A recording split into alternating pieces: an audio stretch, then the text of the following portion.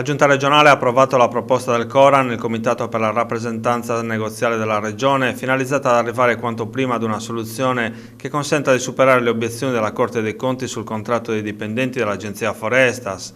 Dopo la decisione della magistratura contabile di negare la certificazione all'ipotesi di contratto sottoscritta dal Coran e dalle sigle sindacali, è stata infatti accolta la proposta di ripresentare l'ipotesi di accordo con una integrazione. Obiettivo della Regione è la tutela dei lavoratori di Forestas, spiega in una nota l'assessora al personale Valeria Sata. Sulla base di questo principio stiamo lavorando intensamente per sbloccare la situazione e restituire piena dignità lavorativa a 5.000 operatori. La Giunta regionale ha inoltre adottato una delibera che ha accolto l'ipotesi contrattuale sull'adeguamento dell'assegno di funzione del Corpo Forestale. Si tratta di una battaglia che da lungo tempo il Corpo Forestale sta portando avanti per ottenere l'adeguamento dell'assegno di funzione al corrispondente istituto delle indennità pensionabili riconosciuto alla Polizia di Stato.